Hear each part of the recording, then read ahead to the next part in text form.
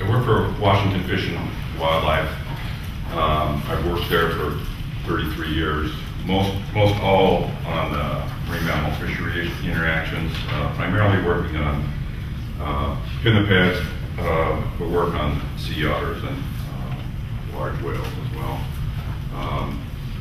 What I'm going to talk about today is a collaboration.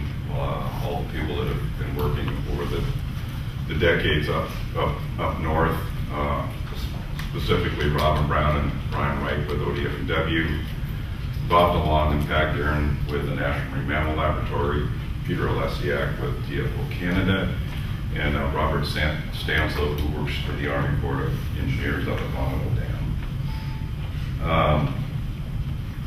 Sharon already talked about the rookeries at San Miguel. Following the breeding season, 30 to 50,000 California sea lions, juveniles and adult males, dispersed from their rookeries northward into Northern California, Oregon, Washington, British Columbia, and Southeast Alaska. At the same time, they joined 50 to 60,000 stellar sea lions that live on these same waters year-round. Following the breeding season, they disperse north, and they're hungry. I'm just going to talk a little bit about seasonal distribution patterns. These are California sea lions.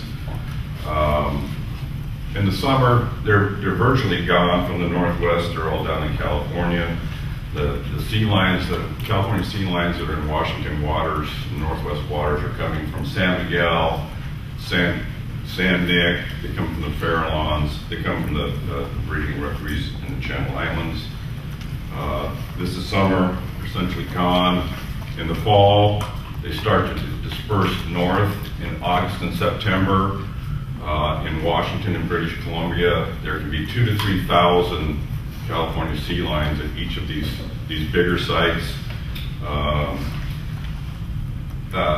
They basically aren't in the inland waters, although they're starting to move into the inland waters. When they're off the Oregon coast and this northward migration, their diet, this is a frequency of occurrence. Mark showed split frequency of occurrence, and with frequency of occurrence, they don't add up to 100%, because it includes all species in the scats. We use all structure analysis to do the prey ID, not just otoliths.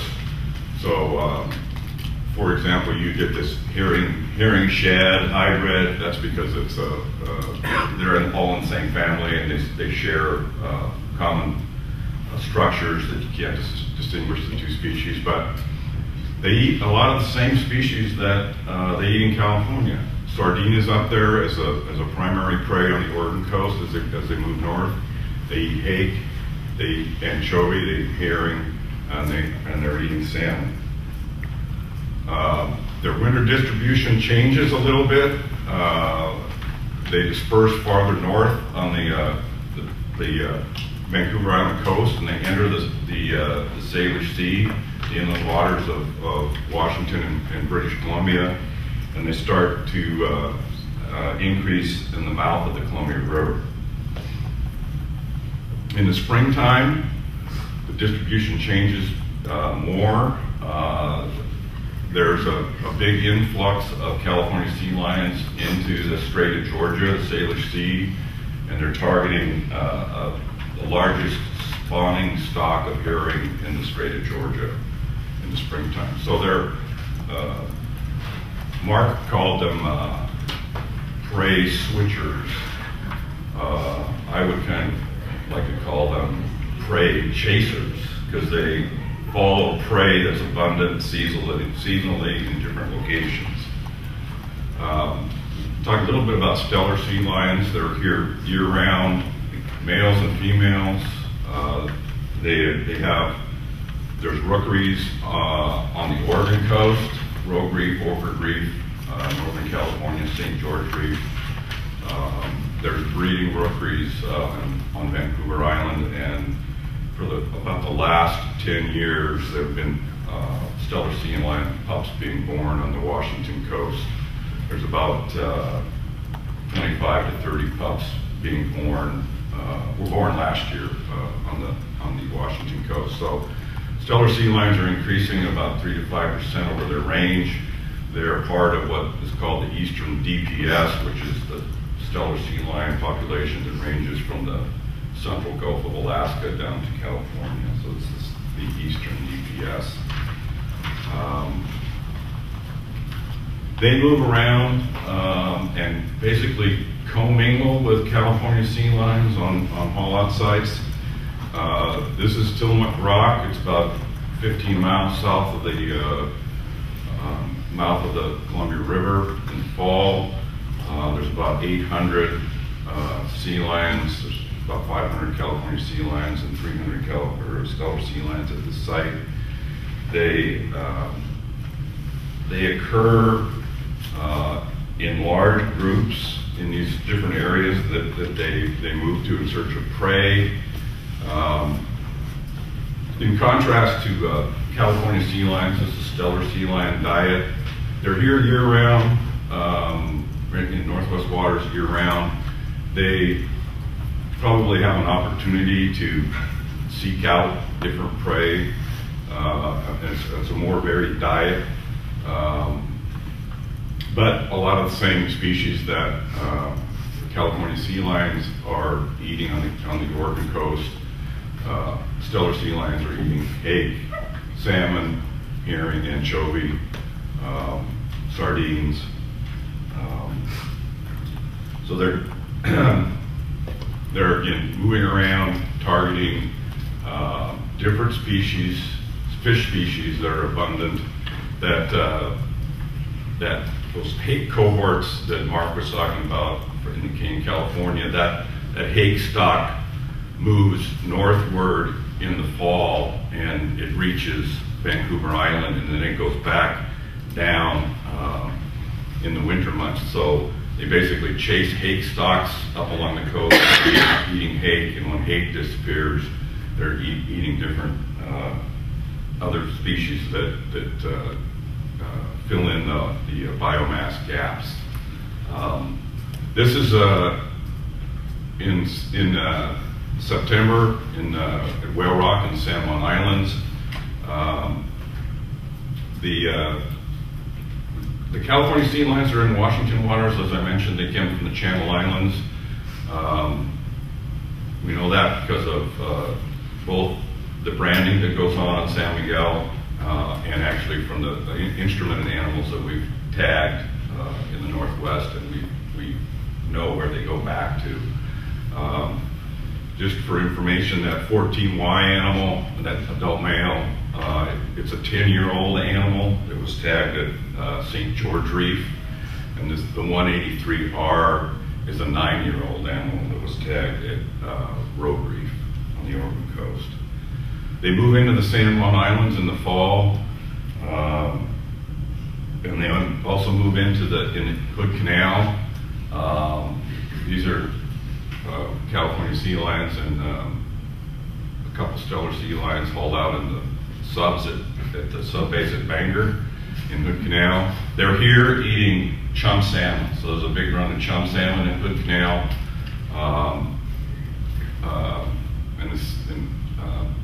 They're targeting, they're using the subs and the security fence around Bangor as a haul-out site.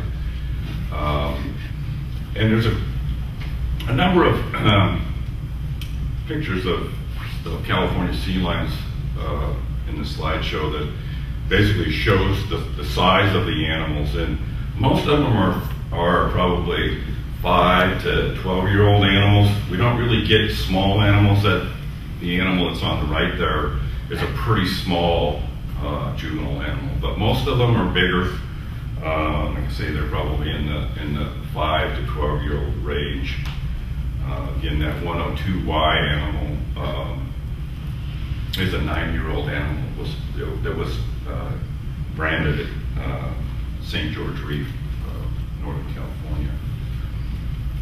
They're in Hood Canal in the fall, chasing chum salmon. This is the Strait of Georgia, just north of Nanaimo. Again, a mixed group of stellars and California sea lion males. As I said before, they move into the Strait of Georgia and target a big spawning aggregation of herring. This is herring spawn on the edge of Denman Island, just north of Nanaimo. And the picture's not very good, but the white dots that are scattered in there are gulls, and the black dots that are inside the white cloud are sea lions foraging on herring spawn. So they're chasing. They move to this area in spring. Spawn occurs in March and April, and they move around and chase prey when it's abundant in certain areas. This is the south jetty of the Columbia River. Stellar sea lions on the tip. They're virtually year-round, but their numbers increase in the fall, and they're primarily eating sardines and salmon at the mouth of the Columbia River in the fall. In the springtime, this is the East Mooring Basin in Astoria. This is River Mile 15 in the Columbia. Again, mostly, well, there's one stellar on the right-hand side there. Again, these are mostly bigger California sea lion males. Not very many small animals. They enter the Columbia River. This is a sea lion trap along a dock in the East Mooring Basin. It's a drop gate. They haul out. They use it as a haul outside. We just drop the gate. We've been tagging them, branding them. There's about over 1,100 sea lions have been tagged in the Columbia River over the past 10 years. But again, I'd just point out most of the California sea lions in this picture are not real small.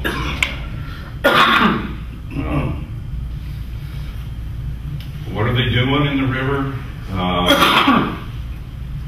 We have two types of animals. We have these river foraging animals that basically focus on salmon, spring chinook in the river. They start showing up late winter, January, February, poke their noses into the Columbia River, swim up to Bonneville Dam, look for salmon. If there's not salmon there, they leave the river, forage along the Oregon coast and northern Washington coast, and then spring chinook show up in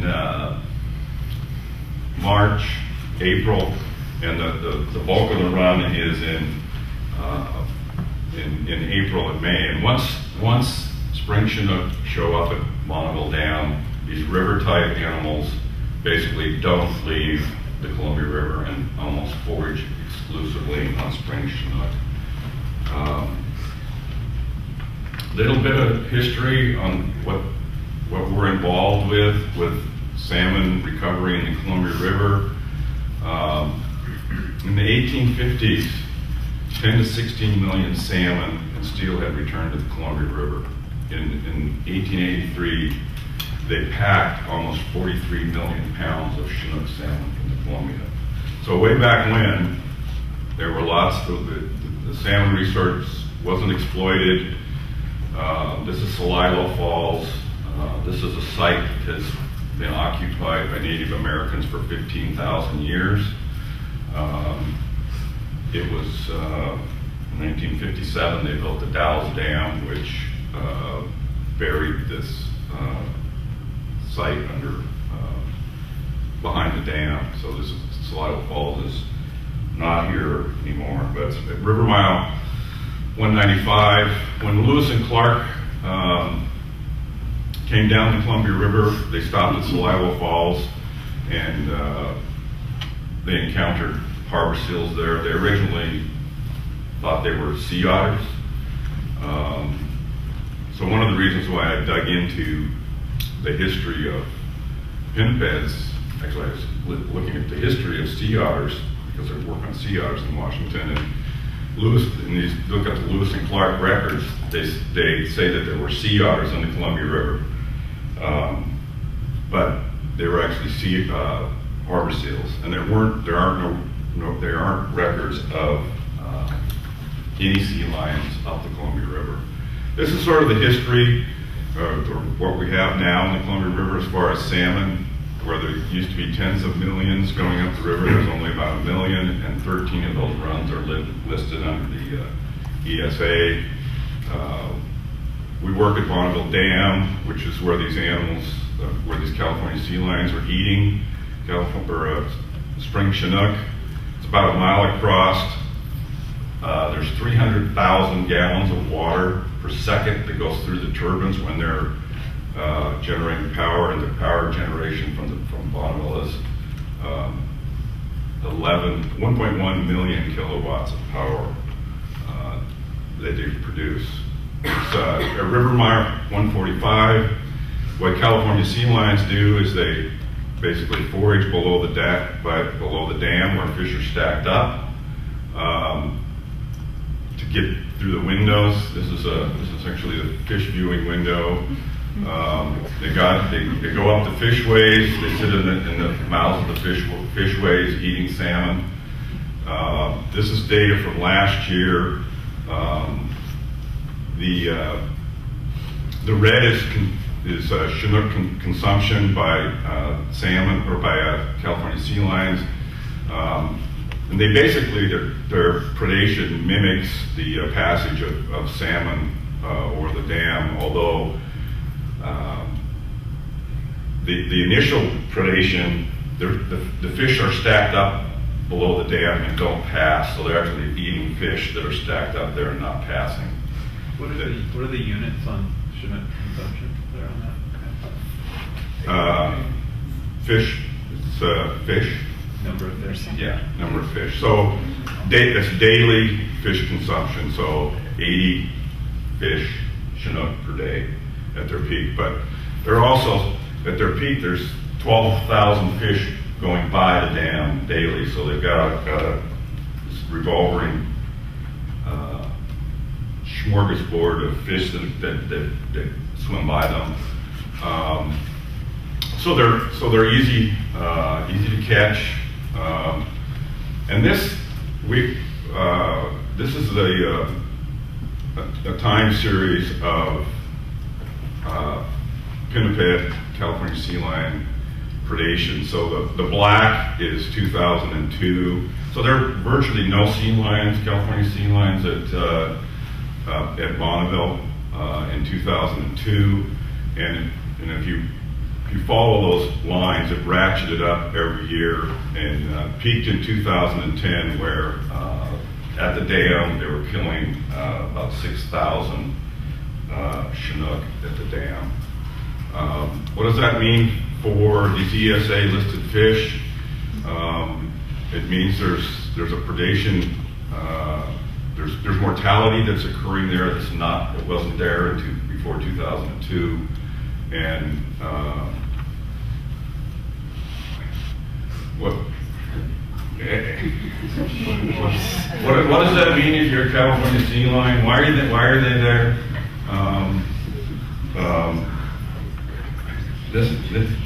This animal weighed 1,454 pounds. It's a place where they can get a essentially meal with not very much effort. These spring Chinook are 12 to 18 pound fish. So it's a place where they don't have to exert a lot of energy.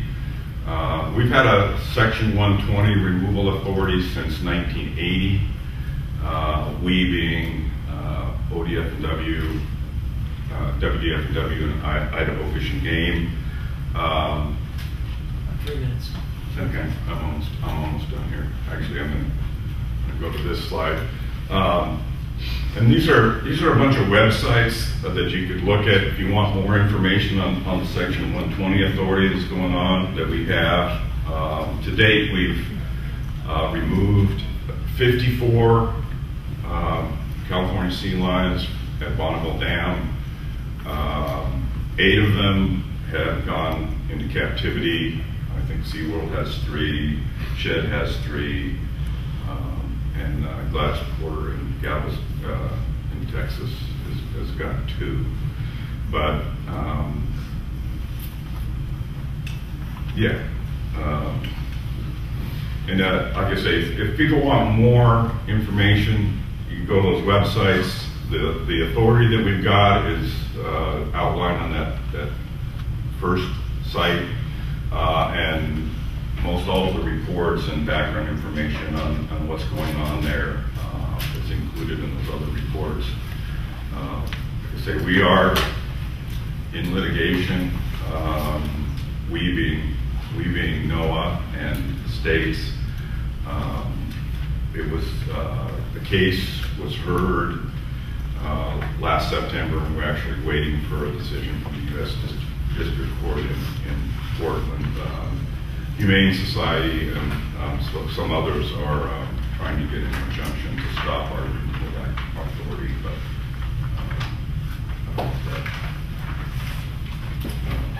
we're waiting to see. The removal of sea lions and their impact on is because they have an impact on the recovery of ESA listed fish, and the recovery strategy that's in place is attempting to address all sources of mortality, whether it's fishing, agriculture, irrigation, hydropower, and sea lions are added to that list. So they're all part of a cumulative impact on salmon in the Columbia River, and the recovery of endangered salmon in the Columbia is dependent on us getting up over those mortality factors.